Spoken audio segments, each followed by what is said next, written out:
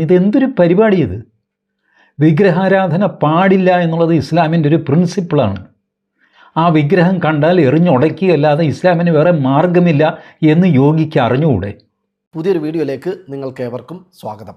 നമ്മുടെ നാട്ടിൽ വർഗീയത പറയാൻ ലൈസൻസ് ഉണ്ട് എന്ന മട്ടിൽ, അല്ലെങ്കിൽ ഈ വർഗീയതയും അപരമത വിദ്വേഷവുമൊക്കെ പ്രചരിപ്പിക്കൽ ഉപജീവന മാർഗമാക്കി മാറ്റി ജീവിക്കുന്ന ഒരു വിഭാഗം ആളുകളുണ്ട്. അവരുടെയൊക്കെ നേതാവ് എന്ന് വിശേഷിപ്പിക്കാവുന്ന ഒരാളാണ് ടി.ജി. മോഹൻദാസ്. തൻ്റെ അവസാന ശ്വാസം വരെയും വർഗീയത മാത്രമേ പറയൂ, മുസ്ലിം വിദ്വേഷം മാത്രമേ പ്രചരിപ്പിക്കൂ എന്ന് പ്രതിജ്ഞയെടുത്ത് ജീവിക്കുന്ന ഒരു പച്ചയായ വർഗീയവാദിയാണ്, ഒരു തെമ്മാടിയാണ് ഈ ടി.ജി. മോഹൻദാസ്.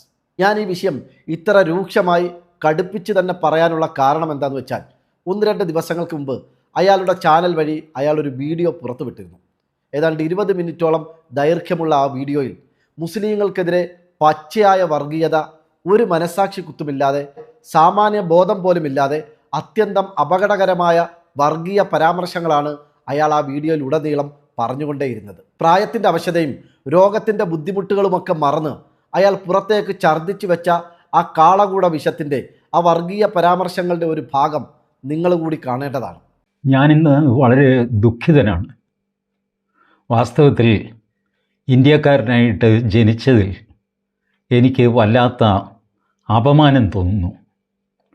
ഇന്ത്യയിൽ ജീവിക്കുന്ന ഒരു പൗരൻ എന്ന നിലയ്ക്ക് എനിക്ക് വല്ലാത്ത നിസ്സഹായാവസ്ഥ അനുഭവപ്പെടുന്നു. ശ്വാസം മുട്ടൽ അനുഭവപ്പെടുന്നു. വാസ്തവത്തിൽ നേരെ ഭക്ഷണം കഴിക്കാൻ പോലും പറ്റിയിട്ടില്ല. പിന്നെ ജീവൻ കിടക്കണമല്ലോ എന്ന് വിചാരിച്ചിട്ട് കുറച്ചെന്തോ വാരി വലിച്ച് കഴിച്ചു, അത്രയേ ഉള്ളൂ. ഇതിനൊക്കെ കാരണം ഒരേ ഒരു മനുഷ്യനാണ്, UP മുഖ്യമന്ത്രി യോഗി ആദിത്യനാഥ്. ഇദ്ദേഹം UPയിലെ ഒരു പ്രസംഗം, ആ പ്രസംഗം എന്നെ നടുക്കിക്കളഞ്ഞു. ആദിത്യനാഥ് പ്രസംഗിക്കുന്നു, പറഞ്ഞാൽ മനസ്സിലാകാത്തവരുണ്ടെങ്കിൽ, ചെയ്തു പോന്ന ശീലം മാറ്റാത്തവരുണ്ടെങ്കിൽ അവരെ കൊണ്ടത് മാറ്റിക്കാൻ ചില ഡെൻറ്റിങ്ങും പെയിൻറ്റിങ്ങും വേണ്ടിവരും. ഹിന്ദു ഉത്സവങ്ങൾ അത് നടക്കുമ്പോൾ ചൊറിഞ്ഞു വരുന്ന ആരെങ്കിലും ഉണ്ടെങ്കിൽ അവർക്ക് ആ സ്വഭാവം മാറാൻ ഡെൻറ്റിങ്ങും പെയിൻറ്റിങ്ങും വേണ്ടിവരും എന്ന് പറയുന്നത് കേട്ട് ഞാൻ ഞെട്ടിപ്പോയി. വാസ്തവത്തിൽ മുസ്ലിങ്ങൾ ന്യൂനപക്ഷമല്ലേ? അവരെപ്പറ്റി ഇങ്ങനെയൊക്കെ പറയാമോ? അവർക്ക് പ്രത്യേക സ്റ്റാറ്റസും പദവിയും ഒക്കെ ഉള്ളതല്ലേ? അവരെന്ത് ചെയ്തു എന്നാണ്? ഹിന്ദുക്കളുടെ ഉത്സവമല്ലാതെ വേറെ ആരുടെ ഉത്സവമാണ് അവർക്ക് അലങ്കോലപ്പെടുത്താൻ പറ്റുക? ഇപ്പോൾ എന്താ ഹിന്ദുക്കളുടെ ദസറ, നവരാത്രി, എന്തോ തേങ്ങാക്കൊല എന്നൊക്കെ പറഞ്ഞിട്ട് എന്തോ ആളൊക്കെ കൂടിയിട്ട് ഏതോ ഒരു ദേവിയൊക്കെ വികൃത രൂപത്തെയൊക്കെ എഴുന്നള്ളിച്ചുകൊണ്ടൊക്കെ നടക്കുന്നു. ഇതെന്തൊരു പരിപാടി ഇത്? വിഗ്രഹാരാധന പാടില്ല എന്നുള്ളത് ഇസ്ലാമിൻ്റെ ഒരു പ്രിൻസിപ്പിളാണ്. ആ വിഗ്രഹം കണ്ടാൽ എറിഞ്ഞുടയ്ക്കുകയല്ലാതെ ഇസ്ലാമിന് വേറെ മാർഗമില്ല എന്ന് യോഗിക്ക് അറിഞ്ഞുകൂടെ? കേട്ടില്ലേ നിങ്ങൾ? ഹിന്ദുക്കളുടെ ആഘോഷങ്ങളും ഉത്സവങ്ങളും അല്ലാതെ മറ്റാരുടെ ആഘോഷങ്ങളും ഉത്സവങ്ങളുമാണ് മുസ്ലിങ്ങൾക്ക് അലങ്കോലമാക്കാൻ പറ്റുക?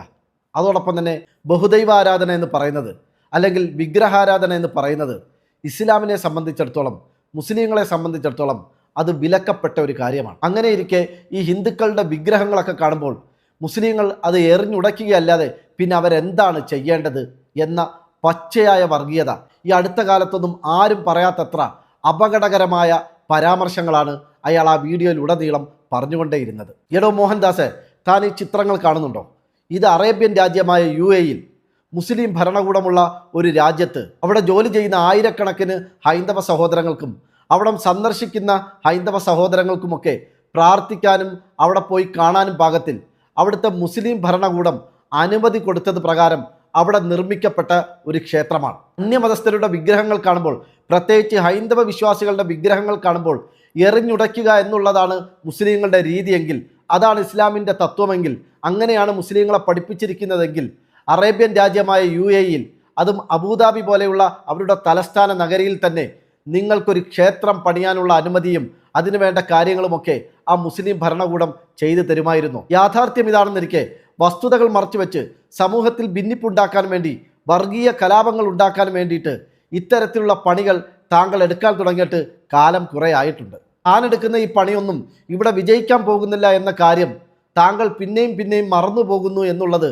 വലിയ കഷ്ടമാണ്. ഐ ലവ് മുഹമ്മദ് എന്ന പേരിൽ UP-യിൽ ആരംഭിച്ച ഒരു പ്രതിഷേധത്തെ തെറ്റിദ്ധരിപ്പിക്കുക എന്ന ലക്ഷ്യത്തിൽ അതിനെ ഹിന്ദുക്കൾക്കെതിരെ തിരിച്ചുവിടുക എന്ന കൃത്യമായ വർഗീയ അജണ്ടയുടെ ഭാഗമായിട്ടാണ് ഈ TG മോഹൻദാസ് ഇത്തരത്തിലുള്ള വർഗീയ വിദ്വേഷ പരാമർശങ്ങൾ ഒരു ഉളുപ്പുമില്ലാതെ പച്ചയ്ക്ക് വിളിച്ചു പറഞ്ഞത്. ഇക്കഴിഞ്ഞ നബിദിനത്തിൽ ആഘോഷങ്ങളുടെ ഭാഗമായി UP-യിലെ പല തെരുവോരങ്ങളിലും ഐ ലവ് മുഹമ്മദ് എന്ന ബാനറുകൾ ഉയർന്നതാണ് തീവ്ര ഹിന്ദുത്വവാദികളെ ചൊടിപ്പിച്ചത്. നമ്മുടെ നാട്ടിലൊക്കെ ഹുബ്ബുർ റസൂൽ അല്ലെങ്കിൽ ഇഷ്ക് റസൂൽ എന്ന പേരിലൊക്കെ പലതരത്തിലുള്ള പോസ്റ്ററുകളും ബാനറുകളും ഒക്കെ കാണുന്നത് പോലെ UP-യിൽ ഐ ലവ് മുഹമ്മദ് എന്ന ബാനറുകൾ സർവ്വസാധാരണയായി എല്ലാ നബിദിനങ്ങളിലും കാണാറുള്ളതാണ്. ഇത് മാത്രമല്ല, മോഹൻദാസിൻ്റെ 20 മിനിറ്റ് ദൈർഘ്യമുള്ള ആ വീഡിയോയിൽ അയാൾ നമ്മുടെ ഭരണഘടനയെ വളരെ മോശമായി ഇകഴ്ത്തി സംസാരിക്കുന്നത് ധാരാളം സ്ഥലങ്ങളിൽ നമുക്ക് കാണാൻ സാധിക്കും. ഇതൊക്കെ ലോകത്ത് ഇന്ത്യയിലല്ലാതെ വേറെ എവിടെയെങ്കിലും നടക്കുമോ?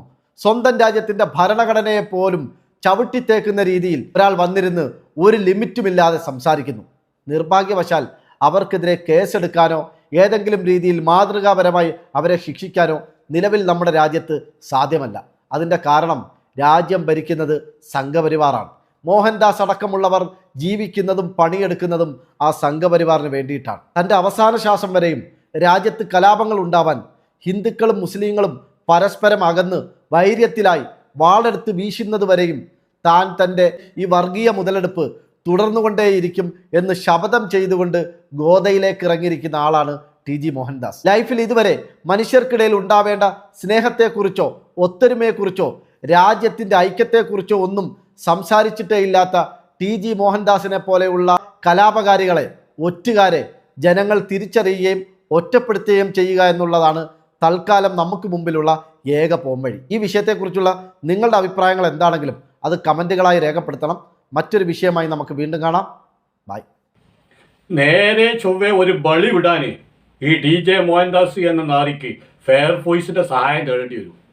പക്ഷെ വർഗീയത പറയാൻ, മുസ്ലിങ്ങളെ തെറി പറയാൻ, മുസ്ലിങ്ങളെ കുറ്റം പറയാൻ 10 ആളെ ഉരുക്കും ആരോഗ്യമാണ് ഈ നാരിക്ക്. ഉള്ളത് മനസ്സിലാക്കണം.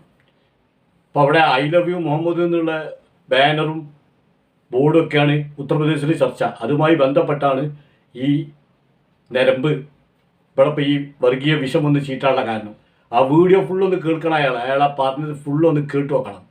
അത്രമാത്രം വർഗീയതയാണ്. പച്ചക്ക് പറയാൻ ഞാനൊരു RSSകാരനാണ്. ഇത്രയും വലിയൊരു വിഷം ഉണ്ടല്ലോ. ഞാൻ യൂട്യൂബിൽ ഒരുപാട് വീഡിയോസുകൾ നമ്മൾ കാണലുണ്ട്. കുറേ നമ്മൾ മൈൻഡേക്കാൾ പോയിട്ട് ഇപ്പം നമ്മളൊക്കെ ഇതേമാതിരി ഇവരോട് പറയാൻ പുറപ്പെട്ടാൽ ഇവരെന്ത് ചെയ്യും? നമുക്കിപ്പോൾ ഇത് പറയാൻ അറിയാത്തതുകൊണ്ടല്ലോ, നമുക്കിത് പറയാൻ അറിയാത്തത് കൊണ്ടല്ല, നമ്മൾ സംസ്കാരം അനുവദിക്കുന്നില്ല. അത് മാത്രമല്ല, ഇതൊരു മതേതരത്വ രാജ്യമാണ്. ഈ മതേതരത്വം നിലനിൽക്കുമ്പോഴേ നമുക്കിവിടെ ജീവിക്കാൻ മനസ്സമാധാനം സുഖം ഉണ്ടാവുള്ളൂ. ജോലി ഉണ്ടായിട്ടോ കൂലി ഉണ്ടായിട്ടോ വീടുണ്ടായിട്ടോ കാര്യമല്ല. ഈ രാജ്യത്തെ മതേതരത്വം തകർന്നാൽ അവിടെ വെട്ട് തുടങ്ങും, പടവെട്ട് തുടങ്ങും. ആ മതേതരത്വമാണ് ഈ രാജ്യത്തിൻ്റെ ആണി. അത് തകരാൻ പാടില്ല. അത് തകരുന്ന രീതിയിലുള്ള വാക്കുകളോ പ്രസ്താവനകളോ പ്രസംഗങ്ങളോ ഒന്നും നമ്മൾ നടത്താനും പാടില്ല എന്നതുള്ളത് കൊണ്ട് തന്നെ നമ്മളാരും ഇവരെക്കുറിച്ച് അങ്ങോട്ട് പറയാൻ പോലില്ല. ഇവരെ വീഡിയോ കിട്ടുമ്പോൾ അതിന് മറുപടി പറയും. ഇവരുടെ ഓരോ ദിവസവും ഓരോന്നും കിട്ടാൻ ഓരോ സാവർമ്മ മധുവായിട്ടും ലസിത പാലക്കൽ അങ്ങനെ കുറേ എണ്ണം എടുത്ത് പേരെടുത്ത് പറയാം. വെറും വർഗീയത മാത്രം. യൂട്യൂബൊക്കെ വരിക വർഗീയത എങ്ങനെ പറയാം. ഇപ്പം നമ്മുടെ അൻസാരി ഉസ്താദിൻ്റെ ഒരു വീഡിയോ ഉണ്ട് ലസിത പാലക്കലിലെ. ലസിത പാലക്കൽ മറ്റേ ബളോട് ചോദിക്കുകയാണ്, ഗുരുവായൂർ ക്ഷേത്രത്തിൽ പോയി കാലുകളോട് ചോദിക്കുക, പള്ളിയിൽ പോയി കാണ്ട് ഒന്ന് കാല് വെക്കുക. എന്താ പൈൻ്റെയൊക്കെ ആവശ്യം? വല്ല ആവശ്യമുണ്ടോ? ലസിത പാലക്കലിന് വർഗീയത പറയണം. അതിൻ്റെയൊക്കെ 10 ഇരട്ടി. അത് വർഗീയതയ്ക്ക് ഒരു അഖില ലോക കമ്മിറ്റി ഉണ്ടാക്കുകയാണെങ്കിൽ ഈ നാടിന് അതിൻ്റെ പ്രശ്നം ഉണ്ടാക്കുക. അത്രക്കും വലിയ കൊടും വിഷം അത്. ഞാനൊരു RSSകാരനാണെന്ന് ശരിക്കും മുഴുവൻ പറയാൻ കഴിയുന്നില്ല. പക്ഷെ എന്നാലും മുസ്ലിങ്ങളെ തെറി പറയാൻ നല്ല ചങ്കൂറ്റ, യാതൊരു മടിയില്ല. അത് എത്രയും വന്നുകാണ്ട് അങ്ങനെ വള വള വള വള എന്ന് പറഞ്ഞ് പറയും. നമ്മളെ യൂട്യൂബർ ഹസൻ കൊടുത്ത മറുപടി വളരെ കൃത്യമായിട്ടുണ്ട്, വളരെയധികം നന്നായിട്ടുണ്ട്. ഞാൻ ഹസൻ അഭിനന്ദിക്കുകയാണ്. ഹസൻ ഈ രീതിയിലുള്ള കാര്യങ്ങളിലൊക്കെ നല്ല മറുപടി കൊടുക്കലുണ്ട്. ഈ രീതിയിലൊക്കെ ഹസൻ പ്രതികരിക്കലുണ്ട്. ഹസൻ ഞാൻ എൻ്റെ അഭിനന്ദനങ്ങൾ അറിയിക്കുകയാണ്.